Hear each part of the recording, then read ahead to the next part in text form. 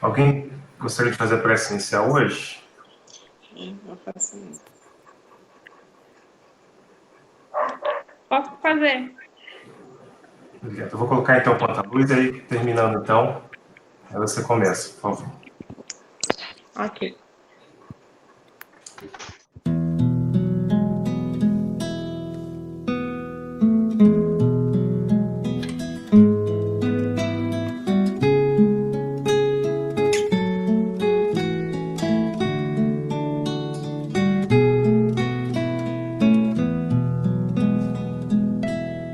Quanta luz nesse ambiente descendo sobre nós, vibrando em nossa mente.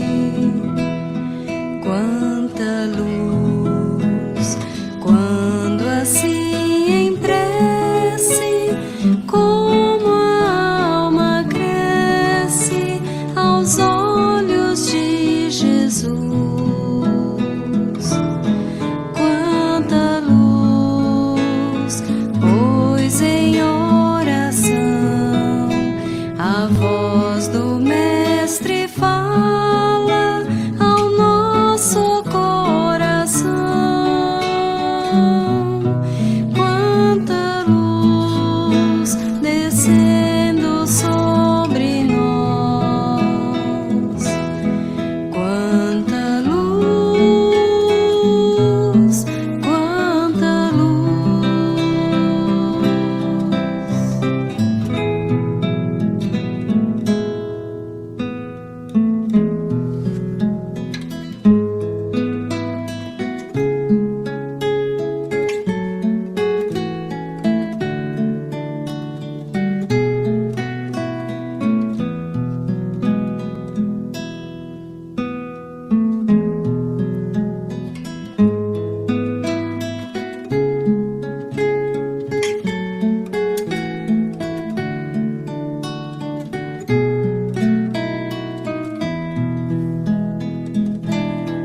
Quanta luz, pois em oração a voz do Mestre fala ao nosso coração.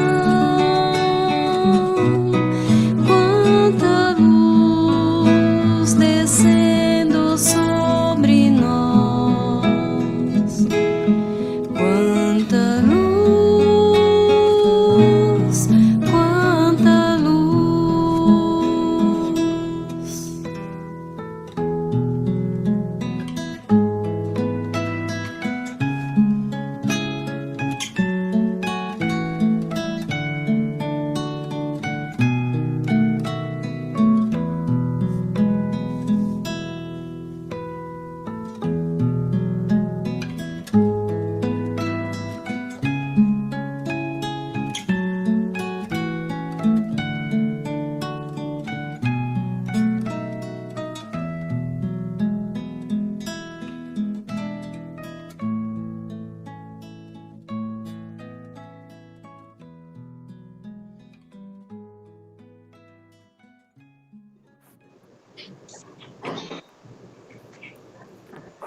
E assim, Deus, com toda humildade, com todo amor no coração, Jesus, nosso amigo, nosso mestre, de todas as horas, espiritualidade amiga que nos acompanha durante todos esses anos, os nossos mentores, agradecemos imensamente a oportunidade de estarmos aqui reunidos, mesmo de forma virtual, mas sabendo que os nossos corações estão unidos com um só pensamento, com um só sentimento, que é o sentimento mais puro e verdadeiro.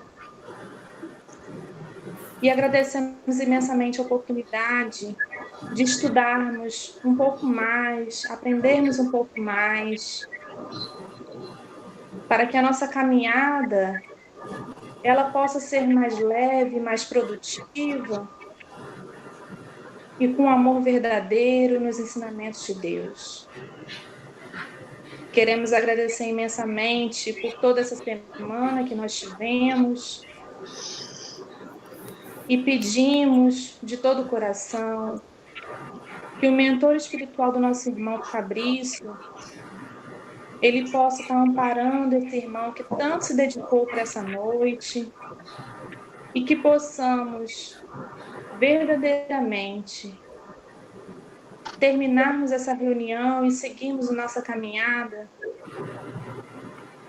aproveitando cada palavra que for falada nesse dia de hoje, pois sabemos que sempre ouvimos aquilo que precisamos e que possamos refletir durante os dias todos os ensinamentos passados. Agradecemos imensamente e pedimos a permissão para iniciarmos o estudo da noite de hoje. Que assim seja. Sim, sim. Obrigado. Eu vou compartilhar minha tela. Quando você estiver chegando, para me avisar, por favor. Uhum. Já estou vendo. Show. Ó, primeiro, me desculpem, tá? Primeira vez que eu faço uma palestra e estou estreando mesmo. Então, vai ser falha, vai ser ruim, mas vou tentar. Bom, o tema que eu escolhi, cristianismo frente às injustiças, né? Eu venho conversando bastante com minha esposa, né? Eu falei até um pouco com a Eladia. A gente fica bastante consternado frente a tudo que acontece no mundo. E dificilmente a gente consegue separar 100% as coisas, né? Eu não consigo ser um fora daqui e outro, né? Aqui com vocês. Então, eu sou uma pessoa única, integral, e esses pensamentos rondam a todo instante. Então, o que a gente pode fazer, o que a gente deve fazer no dia a dia, né? Quando a gente vê essas coisas. Então, é um pouco disso que eu tentei trazer hoje, né? Eu vou mostrar para vocês. Bom. Então, primeiro, para a gente, todo mundo ficar na mesma página, né? Injustiça. Então, pode dizer que injustiça é a ausência de justiça, violação dos direitos de outrem, ou contrário à justiça. Tá? Então, é um termo que todo mundo já conhece, já de longa data. Quando a gente vê as coisas que acontecem no mundo, tá? Isso aqui é um vídeo, mas não se preocupe com o som, é só para mostrar rapidamente, é só para ver a imagem que são duas pessoas alimentando escravos, né, jogando comida como se fosse jogando comida para galinhas, né? Então a gente pergunta, né, mas nossa, isso aconteceu muito, né? Isso aqui é uma coisa bem suave ainda, frente às atrocidades que a humanidade já cometeu para várias pessoas. E a gente pode colocar injustiça também na questão da fome, da desigualdade, sem dúvida alguma também é algo que nos salta aos olhos, né? Eu acho que todos devem lembrar do caso daquele menino sírio que, junto com os pais, tentaram atravessar o Mediterrâneo para chegar na Europa, e eles morreram, né? A embarcação virou e eles morreram.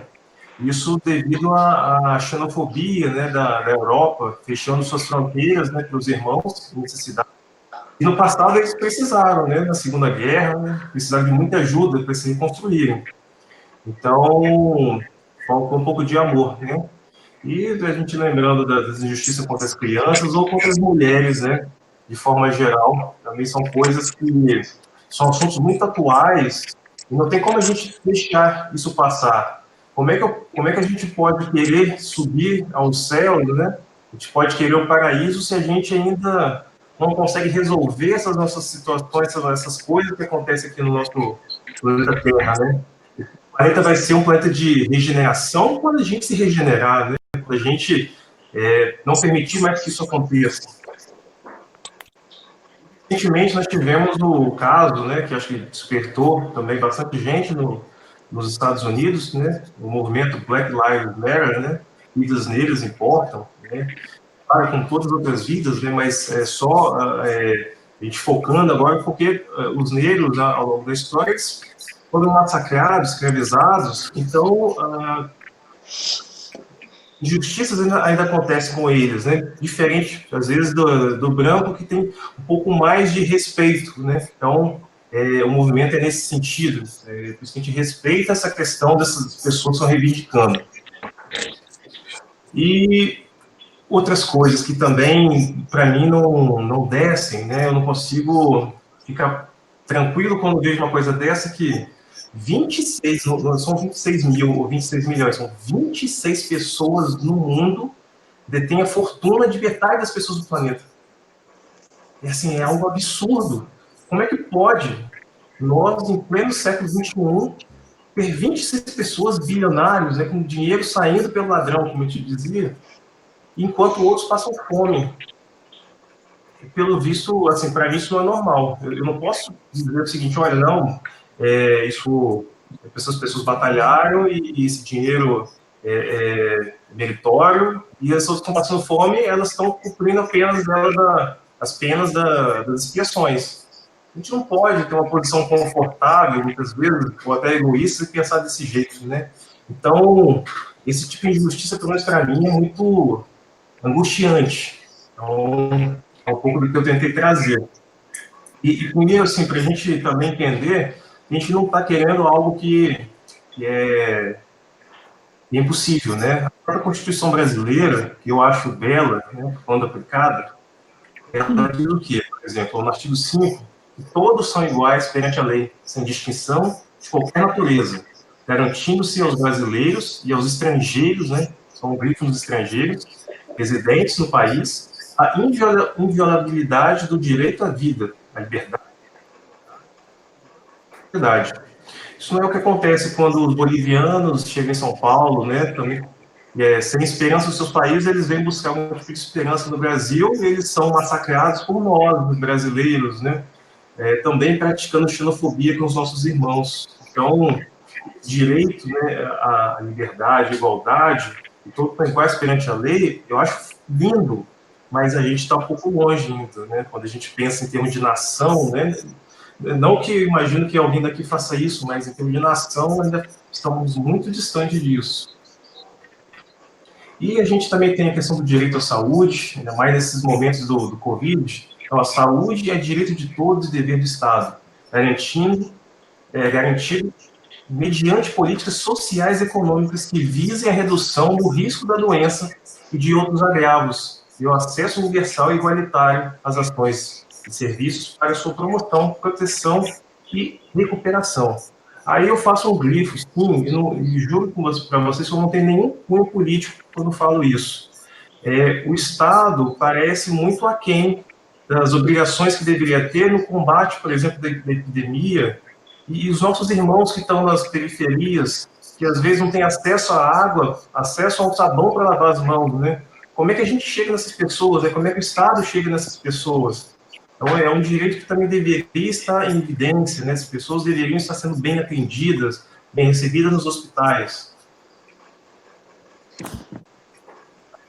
Tem no mesmo sentido, todos têm direito à educação. Se o filho do pobre e o filho do rico recebem hoje educações diferentes, o filho do rico, com certeza, ele vai ser depois um juiz, um promotor, um médico, com cargos que vão dar status, né? E o pobre vai estar com aqueles serviços mais braçais. Então, a desigualdade aqui, ela já fica evidente. E a gente não tem esse mesmo acesso à educação, não é da mesma qualidade, são coisas diferentes, sim. Então, são injustiças. E quando a gente olha agora no prisma da doutrina espírita, o que a gente pode ver? Na questão 803 do Livro dos Espíritos, a gente vê o seguinte: perante Deus são iguais todos os homens? Sim, todos tendem para o mesmo fim, e Deus fez suas leis para todos. Dizeis frequentemente: o sol, luz para todos, e enunciais, assim, uma verdade maior e mais geral do que pensais. Todos os homens estão submetidos às mesmas leis da natureza. Então, Kardec aqui recebeu a resposta de que não existe distinção, primeiro, racial, pois o espírito, ele não tem sexo, ele não tem cor de pele, ele, se nessa vida ele anda, na outra ele pode não andar, enfim, ele não tem forma, né, no final das contas, o espírito. O que o espírito vai ter? Não existe distinção no espírito. Então, todos nós somos iguais, somos criados com as mesmas condições. Se assim não fosse, Deus seria injusto. Como ele é a justiça máxima, não poderia ser diferente. Então, qualquer coisa que a gente faça é culpa do homem. É culpa do homem a desigualdade, é culpa do homem os problemas da Terra, nunca vai ser culpa de Deus, porque são sempre as nossas escolhas.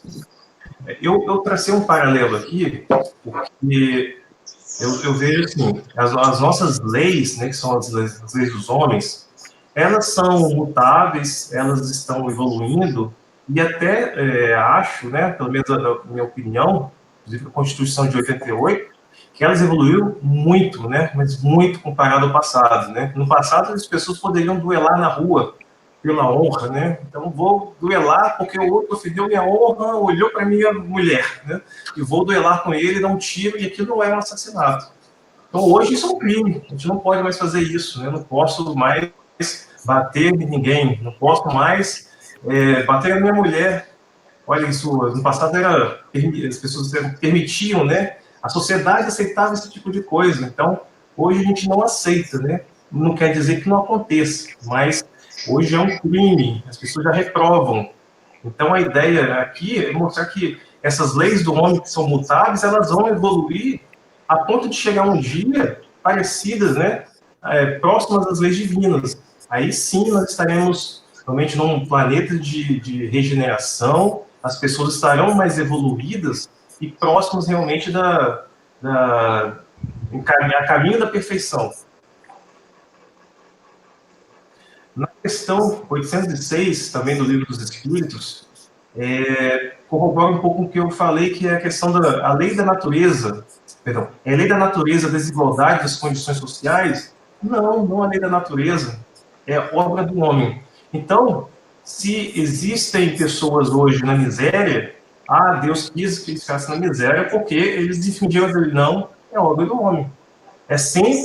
São as decisões do homem que vão gerar esse caos social. São sempre as decisões, são os defeitos, né, das individualidades que somadas vão gerar todos esses problemas. Então, nunca poderemos dizer que é culpa de Deus. Deus não é culpado de nada disso, porque ele nos deu toda a condição de sermos melhores. Nós somos perfectíveis, né? Nós tendemos à perfeição, mas escolhemos nesse caminho os nossos desvios, né? Nós poderíamos evoluir em linha reta, mas nós preferimos nos chafurdar na lama das nossas próprias viciações para continuarmos, então, nesse retrocesso. Então, é escolha nossa, sim. Então, aqui é só para a gente desmistificar que, olha, é igual no hinduísmo, não, mas é o karma da pessoa. Não, é sim a prova da pessoa, mas o que a gente vai fazer para a gente minimizar, né? Então, é um pouco disso que a gente vai discutir. Agora, abrindo um outro ponto aqui, a questão 807, que deve ser pensado que abusam da superioridade de suas posições sociais para, em proveito próprio, oprimir os fracos. Merece anátema. Ai deles, serão, a seu turno, oprimidos, renascerão numa existência em que terão de sofrer tudo o que tiverem feito, sofreram os outros. Isso é claro e lógico para nós da doutrina espírita, né? Se você fez o mal, você vai ter que expiar esse mal. Então, todo mal praticado, ele não desaparece, né? Você precisa corrigi-lo. E a forma de corrigi-lo é de uma próxima existência, não, às vezes até na mesma, você ficar na mesma situação do que aquele que você agrediu, que você injustiçou na vida anterior. Então, isso é claríssimo, né? A gente não precisa se preocupar, às vezes, a gente sabe que o agressor, ele vai carpir isso aí, e quando ele está carpindo, ele está na posição do agredido. Então, nessa vida, ele é agredido, então a gente não vai fazer nada porque ele, antes foi agressor, negativo, né? Se fosse isso, os bons espíritos nos abandonariam por completo, né? Pelo nosso caminhão de faltas que nós carregamos nas nossas costas, e muitas vezes nem mereceríamos todo o auxílio que recebemos, né? Mas não, eles estão ali, nos ajudando constantemente, dependente de nossas reticentes faltas, eles estão nos ajudando. Então, não é porque alguém errou que a gente não vai estender as mãos. E, como eu falei no início, o que essa indignação, né? Por que a gente fica indignado, né? o que pelo menos eu, né, quando eu montei pelo menos essa apresentação, eu busquei também respostas para mim, porque essa indignação às vezes até dói, você pensa, mas, meu Deus, e aí, o que a gente faz, como é que a gente faz, como é que a gente muda? Ainda eu penso, é normal ficar indignado, né? Quando eu falo indignado, não vamos confundir com a revolta, né? Revolta contra Deus, contra esses acontecimentos. Eu entendo o mecanismo, eu entendo que, como falei, da questão da expiação das faltas, mas ainda assim, me dói ver um irmão caído pela calçada, me dói ver uma criança passando fome. Então, isso realmente é nato, né? Eu não tenho o que fazer. O que a gente, então, consegue buscar na própria codificação, na pergunta 873, Livro dos Espíritos? O sentimento da justiça está em a natureza ou é resultado das ideias adquiridas? Os Espíritos respondem, está de tal modo na natureza que vos revoltais a simples ideia de uma injustiça. É fora de dúvida que o progresso moral desenvolve esse sentimento. Não o dá, mas não o dá. Deus opôs o coração do homem. Daí vem que, frequentemente, em homens simples e incultos, se vos deparam noções mais exatas da injustiça do que nos que possuem grande cabedal de saber. Então, a lei de justiça está gravada em nós. Ela é uma lei natural. Como está gravada em nós sentimos vibrar dentro do nosso ser qualquer possibilidade de injustiça. E quando a gente, pelo menos, começa a olhar para os nossos irmãos, aquilo nos dói saber que eles estão sofrendo um processo de injustiça, porque se fôssemos nós naquela situação, estaria doendo também. Então, isso a gente começa a desenvolver a empatia, né? Que é a gente se colocar na posição do outro e sentir, como se fosse na pele do outro, aquele sentimento. A gente sabe que o mundo falta empatia no mundo, né? Esse é um sentimento, inclusive é uma palavra, e eu poderia traduzir isso no amor do Cristo, empatia, porque é querer aos outros o que nós gostaríamos que fosse feito para nós mesmos. Então, para mim, é a mesma coisa. Então, empatia é igual amor, é amor ao próximo, né? Quando a gente começa a desenvolver isso, a gente sente esse peso, né? Quando uma injustiça acontece. Como eu comentei, a questão das faltas, né, das provas que cada um passa, são individuais. A gente sabe que elas vão acontecer de acordo com, com os nossos defeitos, com os nossos erros do passado. Mas ainda assim, qual que é o nosso posicionamento frente a um irmão que está em processo de justiça? Frente a alguém que está recebendo, né, que está sob ameaça, o que a gente deve fazer? Sem dúvida alguma, antecipando a resposta, não vai ser ficarmos imóveis, né? Não, sem dúvida alguma. Porque qualquer pessoa em situação de fragilidade, qualquer ser, precisa de cuidado. Se nós temos todo cuidado e carinho para um animal que está doente, que foi atropelado na rua, tem várias pessoas que se comovem corretamente para ajudá-lo, por que não a gente ter o mesmo sentimento, né, o mesmo cuidado e zelo por um ser humano, né, que é nosso irmão? Então, antes da gente aprofundar um pouco mais, é importante a gente saber que existem, vou chamar de seres, porque eles estão acima de nós. São espíritos que estavam acima da nossa capacidade de compreensão, quando falam nossa, da média do mundo, tá? Esses espíritos que estavam acima dessa capacidade, e eles fizeram coisas diferentes, essas coisas diferentes ajudaram o mundo a se transformar. Por exemplo, o Chico Mendes, né, eu estava olhando esses dias, que pessoa de bravura, de fibra moral, que enfrentou poderosos contra o desmatamento da Amazônia, contra o garimpo em áreas, né, que acabavam com o sustento dos seus companheiros de trabalho. Ele foi assassinado nesse processo. mas ele, recebendo ameaças, ele não abaixou a cabeça, ele continuou a sua luta, porque a luta é maior que ele. Se ele fizesse isso, ele não teria conseguido o que ele conseguiu, que hoje existem institutos, existem ONGs que trabalham na continuidade do seu serviço. Então, assim, nossa, realmente, esse ser, que muitos talvez falem, mas não, cuida da sua vida, cuidado, você vai perder sua vida, não deixe isso acontecer, Deus vai cuidar dessas pessoas. Realmente, provavelmente, a justiça divina chegaria para esses, mas, pelo visto, ele acelerou o processo de defesa ali daquelas pessoas, né? Então, ele foi um precursor ali desse processo de defesa da Amazônia, e hoje, a gente lembra até hoje. Existiram várias pessoas, né? Esse aqui é o Chico Mendes, para quem não conhecia, a voz que não fala. Por exemplo, o Martin Luther King, ele também ele foi um norte-americano que esteve à frente dos direitos sociais, né, principalmente dos negros, que não podiam entrar no mesmo ambiente que um branco, não podiam entrar na mesma piscina que um branco, não podia estar do lado de um branco porque eles eram animais, né? Para quem lembra, lá nos Estados Unidos existia um movimento chamado Ku Klux Klan, que é chamado KKK, movimento da extrema direita, vou até dizer que um pouco ligado mais ao fascismo, era fascista, e eles matavam negros, né? Eles queimavam negros, eles enforcavam negros.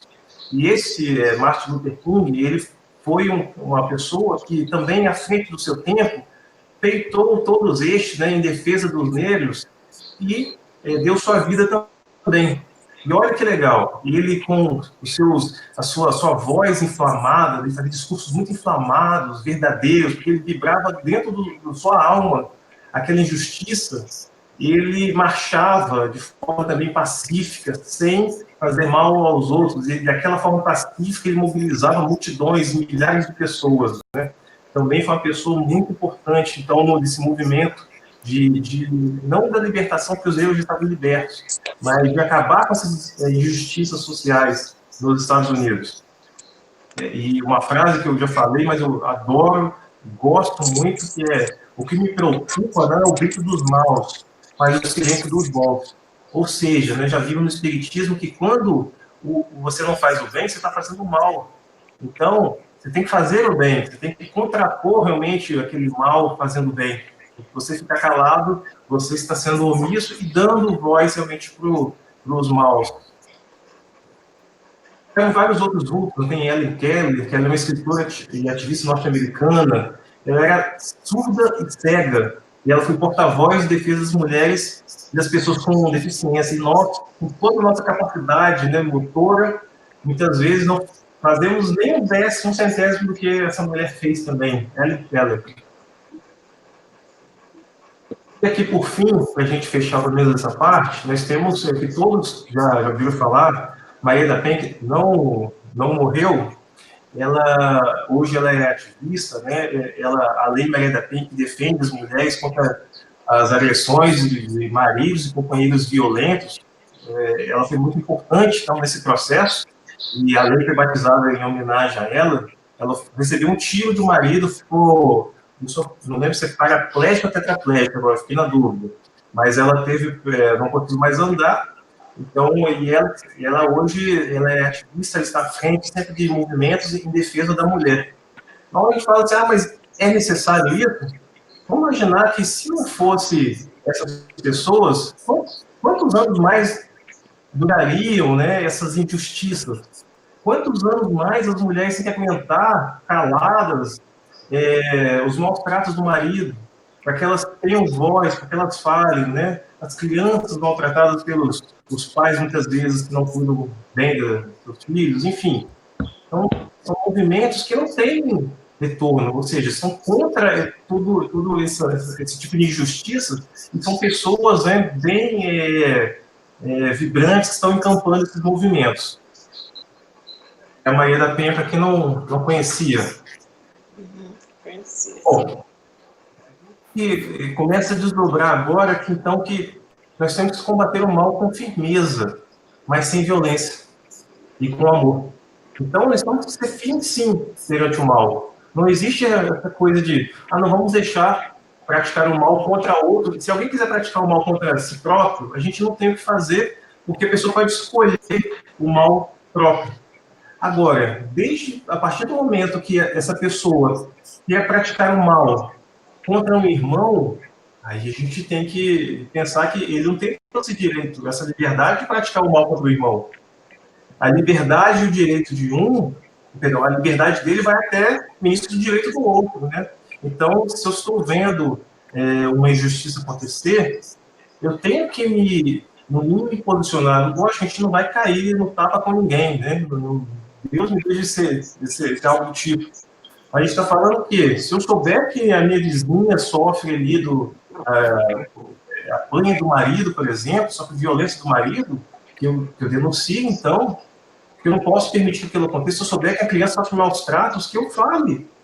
Eu não posso ficar calado perante isso. Se eu ver, por exemplo, se eu estou entrando num shopping, eu vejo um segurança tá impedindo alguém de entrar porque a pessoa está mal vestida, que eu me posicione, que eu fale que ele está errado, eu gosto sem violência, mas com tranquilidade, mas tentando coibir aquela injustiça de acontecer. Se os meninos da periferia, mesmo eu não gostando, por exemplo, de funk, mas se eles curtem a música deles e as outras pessoas que não são da periferia têm realmente preconceito, olha, que eu fale que eles têm o direito de ouvir, eles podem escutar o que eles querem ouvir, porque os outros escutam sertanejo, eu não critico o sertanejo, não critico. Cada um pode ter o direito de se posicionar nesse caso sem sofrer preconceitos. Eu coloquei a questão da passagem aqui de Lucas, né, a passagem de Jesus, que é Pai, perdoe-lhes, porque não sabem o que fazem. A gente vai combater com energia, mas ao mesmo tempo pedindo a Deus auxílio para aquele verdugo também, para aquela pessoa que está agindo de forma incorreta. A gente não está dizendo aqui que a gente vai agredir ou vai jogar a pessoa, desejar o mal para a pessoa, para o agressor, não, pelo contrário. Ele é um ignorante, ele não sabe o mal, a extensão do mal que está causando. Então, sim, podemos orar por ele, fazer uma prece, e podemos ajudá-lo, conversar também. Muitas vezes ele teve uma educação injusta, né, uma educação moral em casa, onde ele teve pais que não deram suporte, como nós temos, por exemplo. Eu nasci numa família espírita, eu recebi ensinamento espírita desde criança. Agora, quantos não têm essa oportunidade de começar desde cedo ter contato com o Evangelho? Então, impedir o mal, mas retribuir esse mal com o bem, né, que é a outra face que Jesus falou. Então, esse agressor, ele também é filho de Deus, ele merece toda a nossa compaixão. Então, é um pouco do que eu pensei dessa questão do combate à injustiça, né? Então, o combate à injustiça, ele tem que ser forte, tem que ser com energia, mas sem perder a ternura, né? Sempre dessa forma. E quando a gente pensa no combate à injustiça, teve uma coisa que sempre me chamou a atenção. Eu sempre escutei um cristão falar sobre um combate, uma coisa que eu achava que era errado, né? Por exemplo, eu vou ler aqui primeiro, depois eu dou os detalhes. Será atentar contra a liberdade de consciência por obstáculos, crenças capazes de causar perturbações na sociedade? Então, ele está dizendo o quê? Nós devemos impedir que crenças perniciosas na sociedade sejam praticadas, né? É mais ou menos isso. Diz o seguinte, podem reprimir-se os atos, mas a crença é íntima e inacessível. Reprimir os atos exteriores de uma crença, quando acarretam qualquer prejuízo a terceiros, não é atentar contra a liberdade de consciência, pois que essa repressão em nada tira a crença da liberdade e ela conserva integral.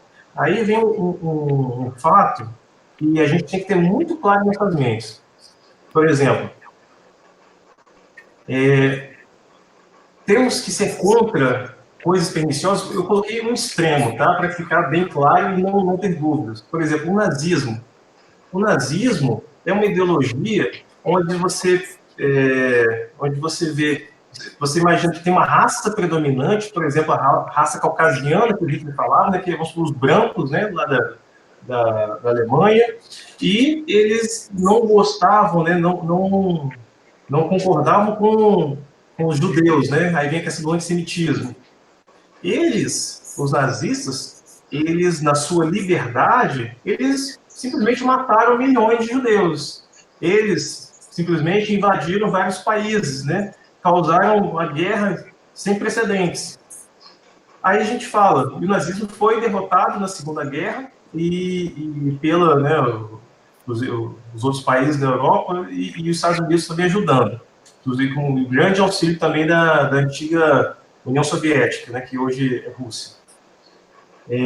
O nazismo foi derrotado. Então, quando você vai na Alemanha, é crime você praticar, né, o nazismo. Você pode ter na sua cabeça, dentro da sua cabeça, ninguém vai te impedir. Mas você publicamente exteriorizar que você é nazista é um crime. E como é um crime também no Brasil, você sair com uma suástica, né, que é o símbolo do nazismo, na rua. Aí eu falo assim, poxa, mas e o direito de liberdade deles? Qual que é o problema? O nazista, quando ele tem liberdade, ele vai cercear a liberdade dos outros, porque só a verdade dele pode prevalecer. Então, nesse caso, a gente tem que coibir por completo. Ele não pode ter a liberdade aqui para que não tire a liberdade dos outros. Então, assim, quando eu estudava isso há alguns anos atrás, eu não entendia por que o nazismo queria ter liberdade. Hoje eu vejo que não pode, porque ele é pernicioso, é uma doutrina perniciosa. E a sociedade já evoluiu e ela ficou para trás. Mas existem alguns retardatários, né? Inclusive no Brasil, que ainda querem isso, né? Eu vou chamar isso porque isso não tem mais cabimento, né? Então, sim, a gente deve combater e o Estado já combate, né? Então, a lei brasileira já combate isso. Então, a gente, né, como cristão, também, sim, temos que nos posicionar contra isso, contra esse tipo de retrocesso. Quando a gente viu aquelas pessoas que eu comentei antes, que foi o Chico Mendes, né? A Helen Keller e o Martin Luther King, e a Maria da Penha, o que a gente viu? E elas são consideradas subversivas, né? O que são pessoas subversivas? São pessoas que estão com ideias diferentes do que as ideias tradicionais. Mas, na verdade, as ideias tradicionais nem sempre são boas, né? Então é isso que a gente tem que ter em mente. O que é bom? O que é bom, ele vai ser sempre verdade. O que não é bom vai mudar ao longo do tempo, porque é progressivo, né? Então, somente a verdade, ela é imutável. Então, essas pessoas subversivas, eu vou chamá-las assim, elas subverteram, né, as ideias do seu tempo. Perdão, tá dando para escutar aí? Tá sim, estou acompanhando. Tá sim. Perdão, parece que sumiram todas as imagens. Então, essas pessoas, elas subverteram a ideia normal do seu tempo. Então, se há 150 anos atrás, era normal falar que, olha, meu escravo aqui, 200 anos atrás, meu escravo tá cuidando aqui da minha casa, eu só dou comida para ele, se ele for desobediente, vai tomar chicotada no lombo, isso é normal, ninguém ficava espantado com isso, né? Ou a maioria não ficava espantada. Então, naquele tempo já existiam pessoas que eram abolicionistas, que eram contra isso. E esses que eram contra eram sempre chamados de subversivos, né? Pessoas que estão querendo inverter o sistema. Não, esse aqui é o sistema, você tem que se adaptar. E a pessoa que é abolicionista fala, não, isso está errado, isso tem que mudar. Então, aqueles 4 que eu falei, eles eram subversivos, porque eles tentaram mudar, né, eles trouxeram ideias diferentes do normal para a sua época. Então, elas são necessárias, são agentes da transformação da sociedade. Então, assim, só para a gente ter bem claro, né, o que é ser subversivo? Que ou aquele que expressa ideias, pensamentos, opiniões opostos, né, ou profundamente diferentes dos da maioria, que por isso frequentemente se acham ameaçados, né, a maioria se acha ameaçada. Então, subversivo aqui são pessoas que pensam diferente, que têm ideias diferentes. Por exemplo, Charles Darwin, ele foi subversivo, era julgado como subversivo, e hoje a ciência, né, claro, abraça o Darwin, né? É um grande cientista, mas na sua época ele foi subversivo. Aí, lógico, né? Quando eu falo subversivo, nesse caso, foi a igreja que taxou ele como subversivo, porque a igreja tem a questão do pensamento da criação. Então, nós somos criados quase no estalar de dedos, né? Do barro. E o Darwin veio e falou assim: não, é a evolução das espécies. Nós fomos lá quase uma pequena amebazinha lá no oceano e fomos evoluindo até chegar na questão dos animais, dos homens, das cavernas e o que nós somos hoje. E as espécies, elas vão evoluindo, né? Se tem uma girafa, porque um cavalo, assim, a grosso modo, um cavalo, há muitos anos atrás, milhões de anos atrás, precisava comer num local mais alto e o pescoço foi se alongando para que ele alcançasse as árvores mais acima, né? A grosso modo, pelo amor de Deus. Então, assim, ele foi uma pessoa que mudou também a nossa maneira de pensar sobre a evolução. Então, ele foi um subversivo. Então, a gente vê que subversivo não é algo ruim, não, tá? Só para a gente não achar que é negativo. Jesus Cristo foi um subversivo. Ele mudou a forma de pensar do passado. Ele colocou abaixo as estruturas, né, do pensamento antigo. Quem maior do que Jesus Cristo para defender todos aqueles oprimidos, né? Então, Jesus veio com sua doutrina de amor, que quando o imperava no olho por olho, dente por dente, ele foi falando assim: não, vamos amar uns aos outros como nós nos amamos, né? Já que nós somos um poço de egoísmo, então vamos tirar um pouco desse egoísmo e olhar para o outro, né? Ou seja, a empatia. Então, Jesus, ele mudou a forma de pensar, porque quando a gente vê, inclusive nas velhas escrituras, ainda é muita questão da vingança, Deus perverso, Deus de vingança, Deus dos exércitos, Deus vai massacrar meu oponente. Mas Jesus falou não, Jesus falou que é o contrário, Deus é amor pleno, né? É justiça plena. Então, ele subverteu até os próprios religiosos daquele tempo. Então, é um exemplo de que ele nunca deixou de atuar frente a uma injustiça. Ele foi sempre enérgico. A gente nunca vai ver Jesus passivo. Alguém sendo massacrado e Jesus não deixa ele, é o karma dele. Ele precisa sofrer com isso. Não. Teve o caso da mulher adúltera que ia ser pedrejada, né, que atirou a primeira pedra, quem não tiver nenhum pecado. Então, ele agiu com energia e as pessoas se dissiparam. Então, a gente tem que pensar que se ele é um modelo, que a gente possa repetir suas ações, né? Repetir essa energia frente ao mal. E quando a gente começa esse processo, né, de que a gente, eu falo assim, inflama, né? A questão da candeia, né? Quando ela acende, não pode mais escondê-la, porque ela tem que ficar em cima da mesa para tudo ver. E quando a gente está querendo, né, está imantado com o evangelho, com esse exemplo de Jesus, e a gente quer levar isso para todo mundo, a gente começa a dissoar um pouquinho do pensamento médio do mundo. Por quê? O mundo, ele ainda é perverso, sim. As pessoas têm muitos pensamentos perversos. Então, quando a gente lê a questão da extrema moral, aí tudo fica claro, né? Antigamente eu também não entendia, né? Eu fui entender depois de alguns anos. Por exemplo, ó, não penseis que eu tenha vindo trazer paz à terra. Não vim trazer a paz, mas a espada. Quando vim separar do seu pai e filho, de sua mãe a filha e de sua sogra a nora. E o homem terá por inimigos os da sua própria casa. Só para exemplificar, na época das eleições, quantos não racharam, né, dentro das próprias casas com a questão de ter votado A ou B, ou querer votar em A ou B. Pais de falar com os filhos, irmãos com irmãos e vice-versa. O que isso quer dizer? O que Jesus quis dizer? Quando a gente está nesse processo de mudança, de reforma íntima, nós vamos descolar, sim, da vibração normal.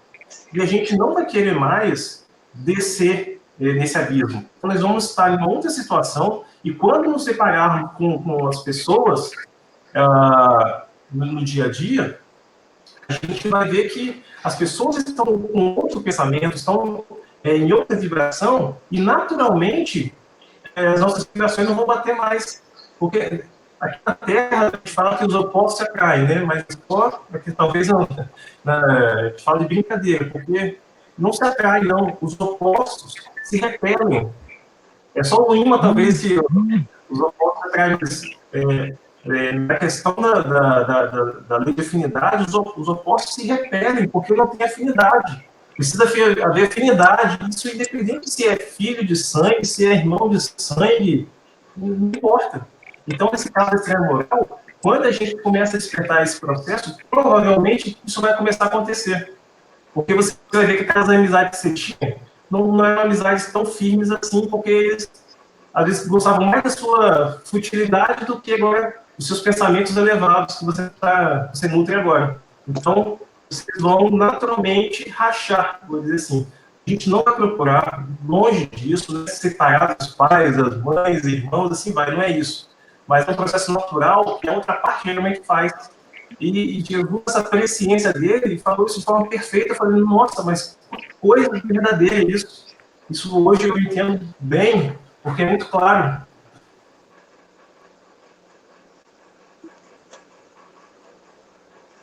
Esse processo de luta contra a injustiça, né, que a gente então começa a despertar em nós essa melhoria, que a gente quer então ajudar também o próximo, não deixar que o mal propague, a gente tem que entender que nós muitas vezes vivemos dentro de um sistema que já é injusto, né? E diz que a justiça reina no nosso planeta. Se ela reinasse, provavelmente as coisas seriam diferentes. Mas não são diferentes, né? A gente vê, como falei, pessoas com fome. O Brasil é um dos maiores produtores de comida do mundo. A gente produz assim, comida de exportar, mas de sobrar um monte. Como é que a gente consegue acreditar que alguém passa fome no Brasil? Assim, é algo inaceitável. Assim, eu penso que no mínimo a gente faça, vou acabar com a fome aqui, depois de 2 pontos se sobrar. Não tem problema, mas não dá para aceitar que a gente não conseguir resolver esse pequeno problema, né, até hoje. Que seria fácil de resolver se não fosse o grande egoísmo do homem. Então, nesse processo de luta contra essas injustiças, a gente, então, nós nos vemos forçados a lutar contra um sistema. Aí ele fala assim, que sistema é esse? Então, de variadas formas. Eu vou mostrar na sequência aqui. Na Revolução Francesa, o clero, né, fala assim, a igreja, para deixar mais claro, e a monarquia, os reis, eles tinham poder, né, antes da Revolução Francesa. E depois a burguesia, né, só para classificar, a burguesia são, na teoria, no passado, são aqueles pequenos comerciantes, né? Então, esses eram os burgueses, né? Pequenos são comerciantes, eram os comerciantes. Hoje a gente pode colocar de burguesia aqueles que têm dinheiro, só para a gente fazer um paralelo. Então, eles pediram um lugar ativo lá no parlamento, vamos dizer assim, e quando eles conseguiram, porque eles reclamavam que existiam muitas atrocidades, né, muita injustiça acontecendo contra o povo. Mas uma vez que eles conseguiram esse lugar ativo, eles praticaram a mesma coisa. Então, quando o capital, né, o dinheiro, né, que comanda hoje nosso país, nosso planeta, e quando ele tem o poder agora também, ele vai massacrar da mesma forma que os reis massacravam no passado. Então, isso é um sistema que a gente tem hoje. A gente fala assim, esse sistema é de Deus. Não, não é de Deus, não. O que é de Deus é a verdade, e é imutável. Esses sistemas, né, porque foi monarquia, depois foi dominado pela própria igreja, e hoje é um sistema derivado da Revolução Francesa, que é pela burguesia, isso é um sistema do homem. Então, se fosse de Deus, eu concordo que a gente não deveria mudar, mas se ele é do homem, e ele é injusto, aí vem a questão, né? Por que não mudá-lo? Se a gente não concorda com ele. E claro, eu estou falando, a gente não tem que derrubar tudo, não é isso, Deus me livre, mas se a gente identifica que algo não é bom, a gente tem que pensar o seguinte, olha, por exemplo, no capitalismo, é necessário que existam desempregados, para que ele faça pressão em quem está empregado, e o empregado fala assim, nossa, não posso perder meu emprego, porque tem alguém que vai entrar, vai pegar o emprego, o que vai entrar também está morrendo de fome, e a pessoa fica nessa coisa, naquela pressão psicológica de perder emprego, que é o sustento da vida que muitas vezes dá dignidade. Então, é um sistema perverso, sim. perverso e ditado por homens, não é por Deus, né? Então, se a gente fala assim, não, isso Deus quis, não foi Deus que quis, um homem que desenhou e escolheu, fez suas próprias escolhas para levar até esse modelo. A questão é, ele está errado? Eu não vou dizer nem que sim, nem que não, mas existem injustiças. E se tudo que é falho precisa evoluir. Se ele não evoluir, ele vai desaparecer, porque a verdade tem que prevalecer no final. Então, tem até nisso, né, tem um sistema mais igual. Eu não estou dizendo que tem que distribuir 100% do dinheiro do planeta, não é isso que eu estou dizendo. Eu estou dizendo que essas desigualdades desse nível, que geram essas injustiças, elas não podem continuar para que a gente seja um planeta de regeneração. É preciso evoluir, é preciso também dar um próximo passo. Então, eu tenho aqui do que eu vi no nosso lar, você vai lembrar que vai ler de todas as passagens que a gente conversa, que é sobre o bônus hora. Eu acho bem interessante, ó. O bônus hora, no fundo, é nosso dinheiro. Quaisquer atividades são adquiridas com esses cupons, obtidos por nós mesmos à custa de esforço e de dedicação. As construções, em geral, representam um patrimônio comum, controle da governança, ou seja, né, inclusive, existem acumulações para todo mundo se precisar. Cada família espiritual, porém, pode conquistar um lar. Ou seja, se ele não quiser ficar lá com todo mundo, ele pode conquistar um lar. Mas só pode ser um. Apresentando 30 de boa vitória, o que se pode conseguir com algum tempo de serviço. Nossa morada foi conquistada pelo trabalho perseverante do meu estômago que veio para esse chefe espiritual muito antes de mim.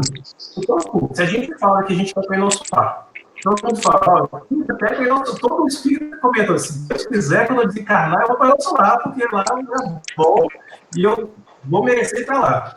Bacana. Agora, o que a gente defende em vida para que a gente mereça para o nosso lar? Eu não posso querer, hoje, todo o acúmulo possível de dinheiro. Perdão, quando a gente fala acúmulo de dinheiro, não quer dizer que você não possa ter a poupança, não possa ter o dinheiro para a sua aposentadoria. Isso é previdência, isso é uma previdência.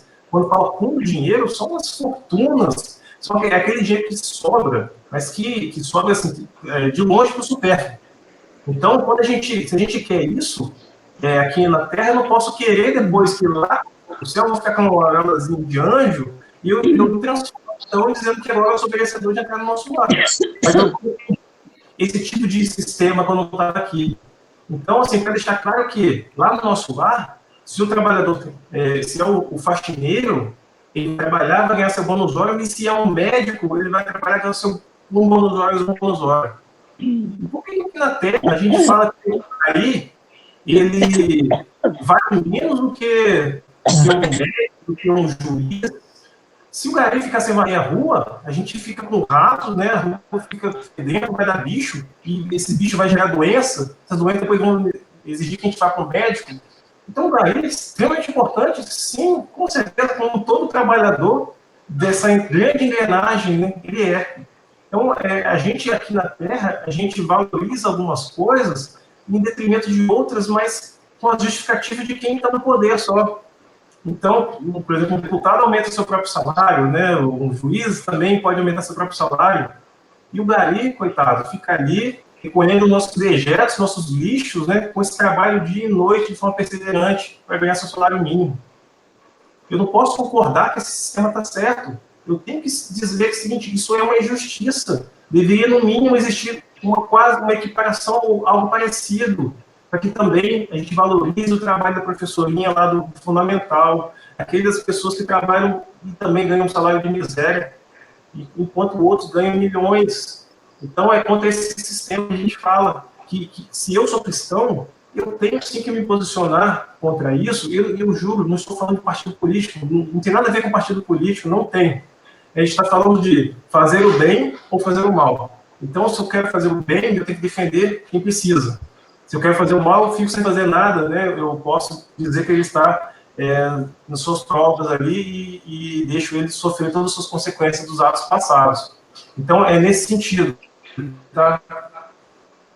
Eu tenho um áudiozinho, só para a gente terminar, vai terminar agora mesmo. Tem um pastor evangélico, tá? Para a gente realmente, para não ter nenhum tipo de preconceito, porque se o Evangelho de Cristo ele é entendido por qualquer um, não importa a sua denominação religiosa, as pessoas têm que ser ouvidas, né? Então, o próprio Cristo não tinha uma religião, né? As pessoas que falam que era o cristianismo, e ele veio para subverter aquela religião antiga. Então, eu escutei esse pastor falar, eu achei que ele fez um resumo do Cristo que eu fiquei assim de olhos realmente daquele mexer os olhos, porque eu falei, nossa, como ele entendeu Cristo, tá? Eu vou passar só Jesus subversivo. Ser subversivo é executar atos de transformação ou derrubada de uma ordem estabelecida. É ser revolucionário. Numa sociedade patriarcal, as mulheres tiveram protagonismo no movimento que Jesus organizou. Numa sociedade muito desigual economicamente, Jesus denunciou o acúmulo de riquezas e exaltou os pobres. Numa sociedade de moralismo vazio, Jesus andou especialmente com as pessoas consideradas de má fama e denunciou muito a hipocrisia dos líderes religiosos. Numa sociedade baseada na vingança, no olho por olho, dente por dente, Jesus ensinou a amar, inclusive os inimigos, e perdoar sempre. Numa sociedade profundamente hierárquica, Jesus exaltou os humildes, disse que os menores são os maiores, que os últimos são os primeiros, que a glória mesmo é poder servir ao próximo. Em outras palavras, Jesus implodiu as relações de poder. Numa sociedade muito adultocêntrica, ou seja, que despreza a infância, uma sociedade chata, indisposta ao riso e à brincadeira, Jesus disse que o reino de Deus pertencia justamente às crianças.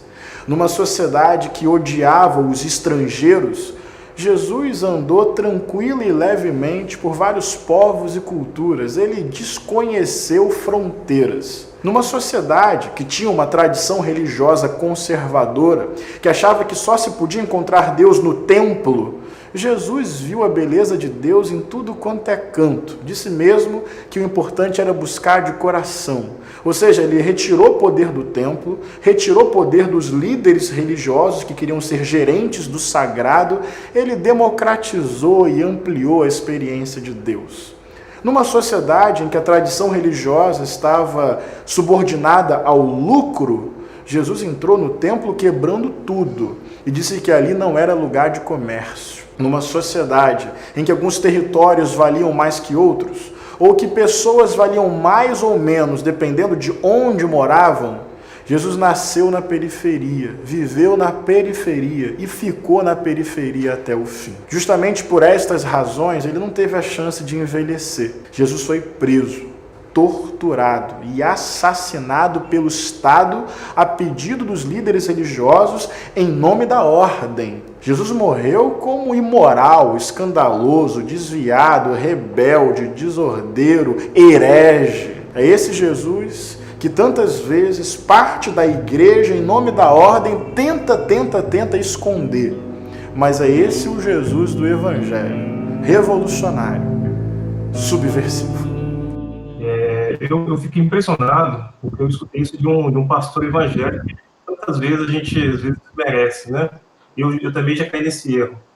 Então, assim, para aqueles que entenderam o Evangelho do Cristo, esse é o resultado, né? Você fica marcado como fogo na sua alma por todo o tempo, né? Então, você vê que Jesus é tudo isso, né, que ele falou, e ele foi um revolucionário, sim, e nós podemos ser também esse revolucionário, né? Subverter os conceitos atuais, né, trazendo algo melhor. Então, assim, desculpa, né, as falhas, né, mas é um pouco do que eu quis trazer, porque isso estava dentro de mim muitos dias. Né, essa falha eu fiz para mim, tá? Eu falo assim, no meu egoísmo, porque eu precisava também de ter estudado isso, né, e Eu falei assim, nossa, mas o que a gente deve fazer, o que a gente não deve, né? Como agir, como não agir. Então a gente viu que Jesus agiu, né, a todo tempo.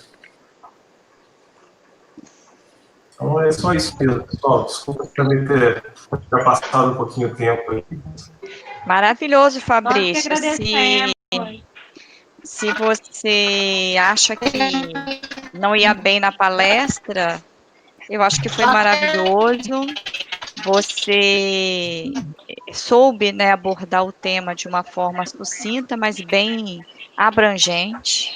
Adorei esse fechamento aí com digamos, essa analogia, né, essa análise que esse pastor fez do Cristo, nos levando até ter uma visão um pouco diferenciada do que a gente às vezes está acostumado a ter, né? E eu diria que você pode, inclusive, colocar lá no Facebook, né, essa palestra. Você foi muito bem, né? Acho que não deixou nada a desejar para outros palestrantes que a gente já teve na casa, mais experientes, já mais acostumados a falar.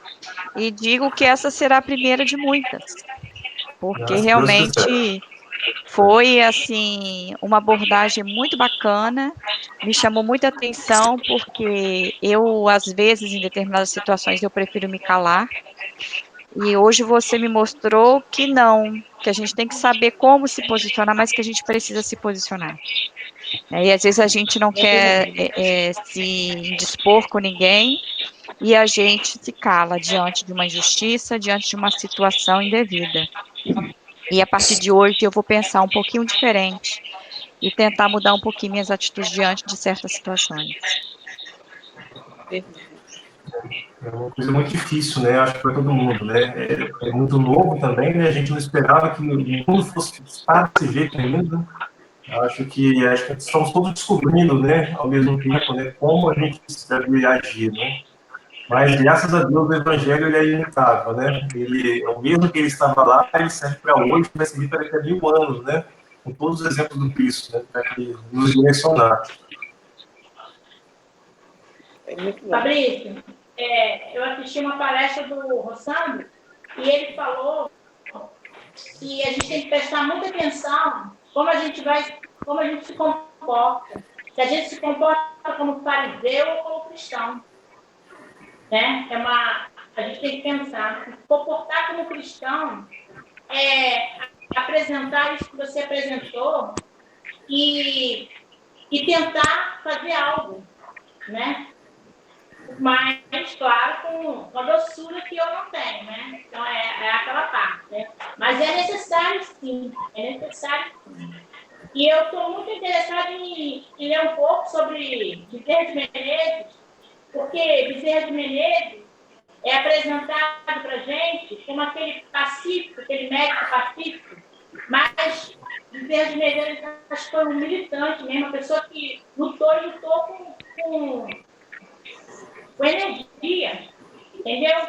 Então, eu penso que a gente tem que olhar isso, sim, tem que olhar, tem que começar a se preocupar com isso, sim, porque esse momento que nós estamos vivendo está fazendo... Isso a gente já vem refletindo ao longo do tempo, mas a gente fica sempre deixando para depois, mas chegou a hora. A hora chegou. A hora chegou da gente se posicionar assim e ver o que a gente é. Que tipo de espírita nós somos? Nós somos espíritas só de ouvir, de entrar e sair da casa espírita? Ou somos espíritas de agir? Agir, claro, de forma severa, mas conforme você colocou, olhando para o outro como uma pessoa que ainda está caminhando, lógico, evidente, mas não podemos permitir. O que houve com essa mulher que a criança caiu, que todo mundo, né, ficou horrorizado e tal. Agora, é uma coisa que chama muita atenção da gente. Coitada dessa mulher. Ela é digna de pena, realmente. Mas a atitude dela não foi uma atitude que a gente possa dizer assim, não, foi uma atitude que ela mostrou, né, o lado ruim dela, coitada. Mas a gente, claro que a gente não vai apedrejar, não vai. Mas a gente não pode achar que isso é normal. A gente não pode achar que isso é normal. Né? Então, a gente tem que ter uma postura assim, postura Não pode jogar pedra, né, também, né? Oi? A gente não pode também ser mais uma fila para me linchar, né, publicamente, né, porque a tabela deve estar sofrendo bastante, né? Reprovamos veementemente a atitude dela, mas não vamos linchá-la, né? Se for fazer alguma coisa, vamos deixar uma peça para a criança, para a mãe e para também a agressora, no caso, né? Eu acho que eu concordo com a Marta, eu acho que é uma palestra realmente. Não sei se vocês estão ouvindo, porque a nossa internet está péssima. Mas eu concordo com a Marta que eu acho que seja uma palestra muito boa para se estar na página, na nossa página no Facebook, porque eu acho que é um assunto muito pertinente, mas é um assunto ainda muito difícil da gente encontrar no meio espírita, né? É um assunto, por ser muito delicado, né? A gente confunde ainda muito o não julgar, né? O não julgar o outro como se a gente não precisasse fazer uma análise do que acontece, né? Acredito que não julgar, porque eu não tenho condições nenhuma, por exemplo, no caso que minha mãe citou, de condenar, né, e atirar pedra na primeira-dama lá de Taubaté. Eu não tenho condições de fazer isso. Mas se eu não paro nesse momento e analiso a situação e analiso que não foi por acaso que um menino negro foi a vítima, se eu não analiso as condições daquele momento e que o nosso sistema e modelo econômico está totalmente ligado a isso, né? Que a venda do trabalho daquela mulher na situação diante de uma pandemia, se eu não analiso isso, eu não combato em mim. Eu acho que, primeiro de tudo, é uma reforma íntima. Porque eu não combato em mim o racismo, eu não combato em mim o preconceito, né? E se eu não consigo analisar isso em mim, eu não reflito isso também em análise com os meus filhos, né? Eu não reflito essa análise também com os meus alunos e com todos aqueles que rodeiam. E se isso é abafado, se a gente parte só do princípio que aquele menino em outra vida cometeu algo com aquela mulher, eu também não oportunizo a ela pensar sobre essa atitude, né? Porque se eu naturalizo isso, se eu naturalizo o negro que foi asfixiado por um policial, né? Eu naturalizo, a partir do momento que eu naturalizar isso, eu não vou refletir essa atitude em mim. O quanto que eu também sou responsável por isso e quanto que as minhas atitudes também refletem no mundo. E eu, não, em momento algum, também vou ajudar aquele que cometeu. Então, acho que a gente precisa, sim, e eu acho muito legítimo se o espírita tomar a frente disso. Porque nós vamos analisar isso não combatendo e de forma agressiva e condenando aquele que faz. A gente vai analisar isso buscando fazer uma reforma íntima e ajudar também na reflexão daqueles que ainda pensam dessa forma. Então, assim, eu acho muito justo e muito certo se o cristianismo assumir isso, né, de modo geral, não só o espírita, né, mas todos aqueles que pensam de acordo com o ensinamento do Cristo. Você está de parabéns. Pena que papai não ouviu a palestra, tá? Mas você vai botar no Facebook para ele assistir a palestra, tá? Por favor, por favor. Vai gostar muito, tá? Pessoal, muito obrigado aí por dignar e ouvir, realmente, eu falo bastante também, desculpe um pouquinho disso, mas eu estou muito feliz de estar no grupo aqui, de fazer parte dessa família, né, eu já me sinto, tá, desculpa, estou entrando, não estou pedindo licença, já estou falando sobre a família, mas eu fico feliz em fazer parte, sim, eu me sinto de casa, assim, bem acolhido, né, como se tivéssemos corações entrelaçados, então acho que nada é à toa, né? Nada na vida a gente pode considerar que foi um mero acaso, né? Isso já estava desenhado realmente para acontecer e que a gente então possa essa vibração, né? E sempre deixando claro, não é revolta, a indignação, ela tem que gerar ações, né? Para que a gente dissipe o mal, nunca revolta. Então, que a gente, nesse processo, né, de nos conhecermos mais agora, de entender nossa postura, que a gente peça sempre aos bons espíritos, né? Eu vou já emendar a prece final, que já está no avanço horário, que a gente possa pedir sempre aos bons espíritos que nos auxiliem bastante, mantenham a nossa vibração sempre elevada frente a todas essas injustiças. Como sabemos, elas acontecem, elas têm um motivo, né? E também, se nós estamos envolvidos, nós temos um motivo para apoiar, para ajudar. Porque é através da prática da caridade que nós, ainda, seres ainda que erram bastante, né? Cheios de vícios, de defeitos, nós vamos nos depurar, nós vamos trazer ainda a melhora para o nosso coração. Então, que os bons espíritos nos utilizem ferramentas afiadas, né, que não deixam que a ferrugem tome conta. Então, como ferramentas, nós possamos estar prontos sempre para a ação, quando chamados, né? Porque se a ferramenta está pronta, o trabalho aparece.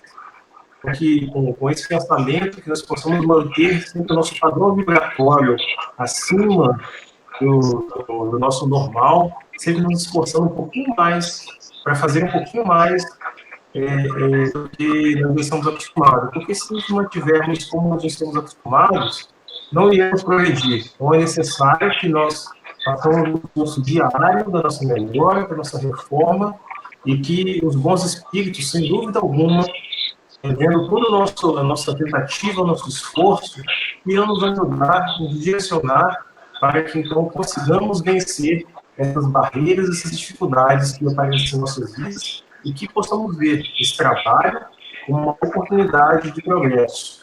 Então, que Deus nos conforte durante a noite, durante a semana, e que assim seja. Que assim seja.